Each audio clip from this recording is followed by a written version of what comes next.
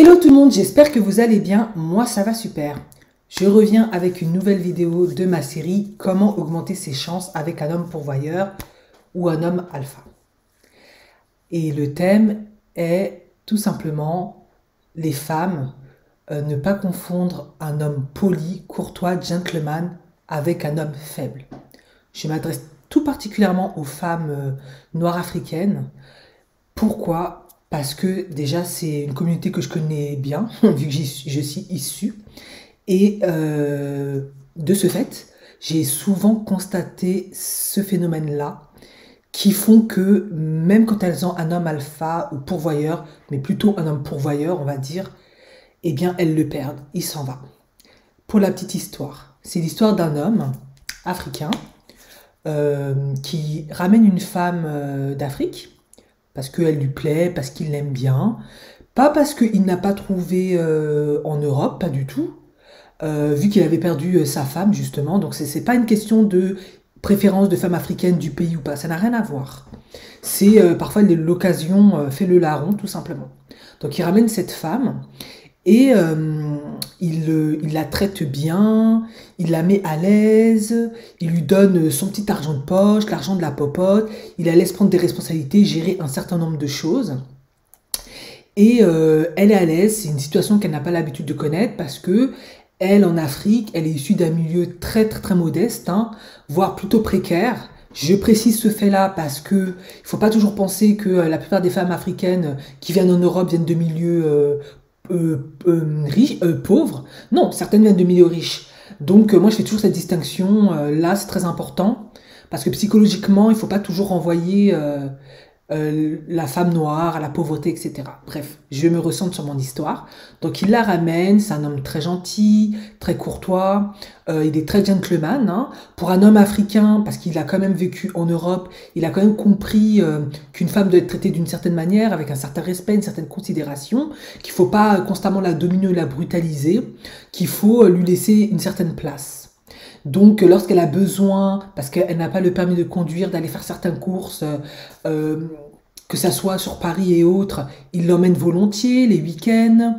Elle a accès à son salaire, il lui donne de l'argent, il s'occupe de la famille. Elle est libre de recevoir sa famille d'Afrique, ses tantes viennent régulièrement dormir, ses neveux, ses nièces qui font des études, etc.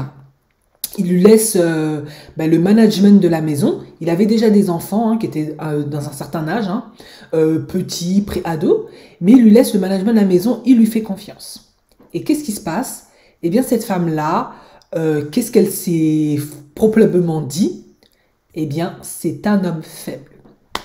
Donc, elle recevait des amis, et les mauvaises fréquentations, probablement, ou elle, étant plutôt influençable, elle a commencé à changer d'attitude, à essayer de le dominer, prendre le contrôle, vouloir accaparer...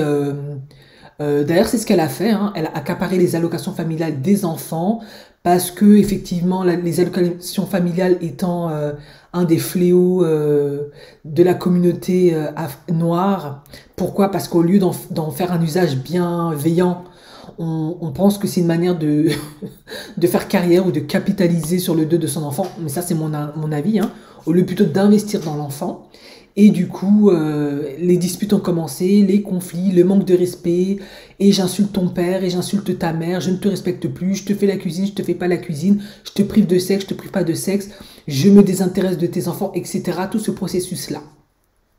Et ce qu'il faut retenir dans l'histoire de cette femme, c'est que cette femme, elle est issue d'Afrique, forcément, qui est un continent patriarcal, où les droits de la femme, selon les pays, sont plus ou moins inexistants, voire complètement ignorés. Et du coup, et puis en plus, la femme est soumise au dictat de la famille, du clan, elle doit se soumettre à un certain nombre de choses.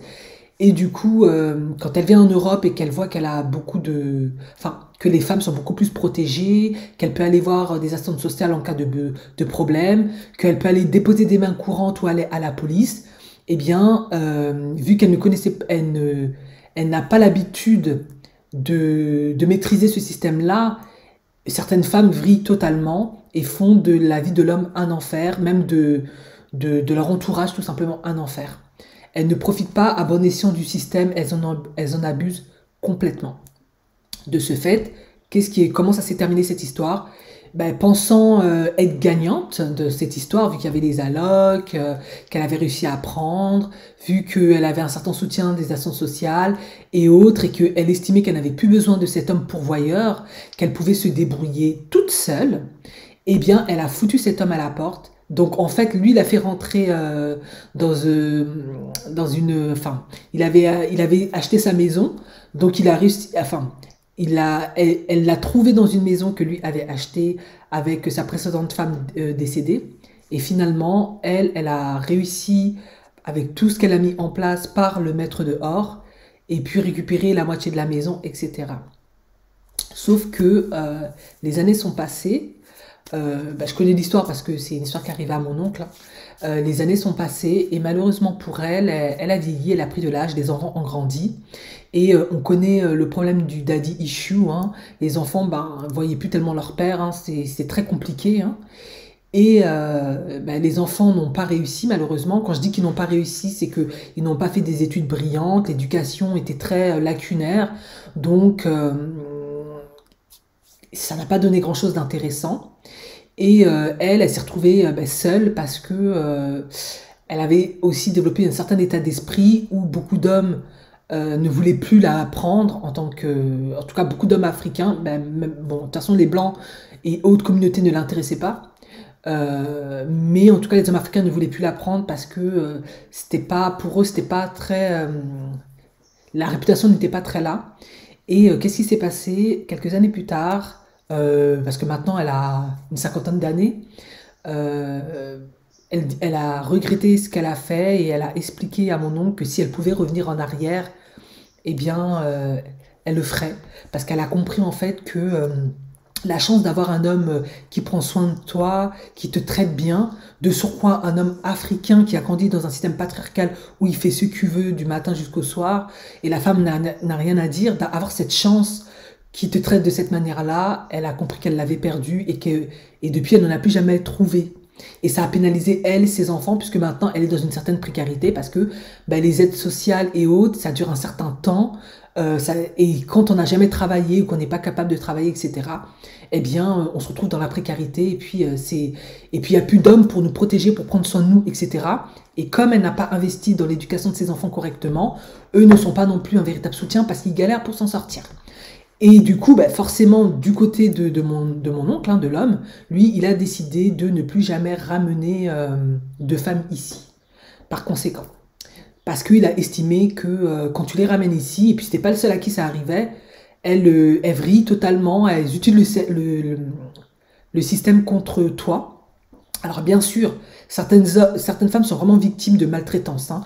Il y a des hommes qui abusent complètement, ça, faut pas le nier.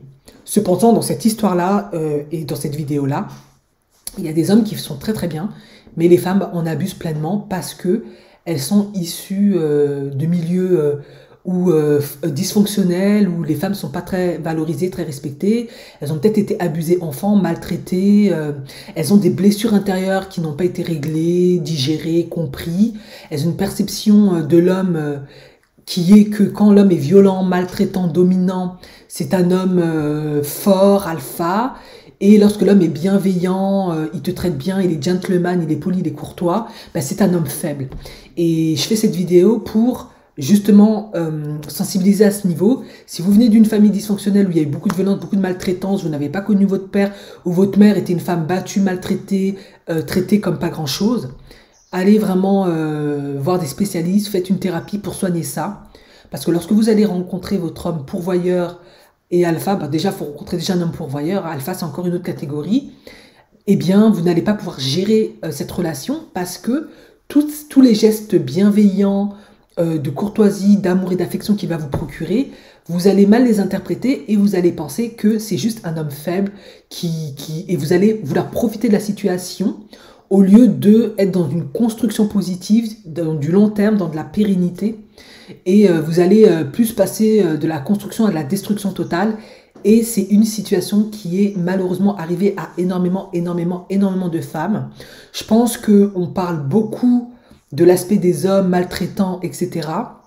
Mais on parle très peu de l'aspect des femmes qui, parce qu'elles ont des dysfonctionnements causés dans leur enfance, dans leur environnement familial, ont du mal à construire une relation et un jour regrettent.